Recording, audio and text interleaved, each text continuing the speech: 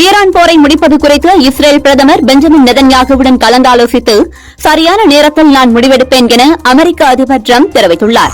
ஈரானுக்கு தொடர்ந்து துணை நிற்கும் என்று கூறிய ரஷ்ய அதிபர் புடின் தேர்வு செய்யப்பட்டுள்ள புதிய ஆட்சியாளருக்கு வாழ்த்து என தெரிவித்துள்ளார். பார்லிமெண்ட் மற்றும் சட்டசபைகளில் மகளிருக்கு 33% இடஒதுக்கீடு சட்டத்தை நடைமுறைப்படுத்த கோரி தாக்கல் செய்யப்பட்ட பொதுநல வழக்கு விசாரணையில் மத்திய அரசு 4 வாரங்களில் பதிலளிக்க சுப்ரீம் கோர்ட் அவகாசம் கொடுத்துள்ளது.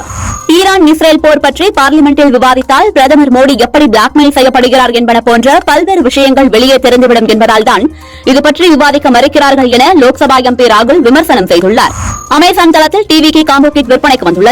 அதில் தாவேகா கொடி, whistle, keychain, ribbon badge, Vijay sticker, muffler மற்றும் ஹேண்ட்பேண்ட் போன்றவை அடங்கியுள்ளன. ஆஃபரில் ரூபாய் 699க்கு விற்பனை செய்யப்படுகிறது. ஈரான் இஸ்ரேல் போர் காரணமாக கச்சா எண்ணெய் விலை உயர்ந்து இப்போது மீண்டும் குறைந்துள்ளது. காலையில் $120 எட்டிய ஒரு பீப்பாய் கச்சா எண்ணெய் விலை மாலையில் $100 குறைந்தது.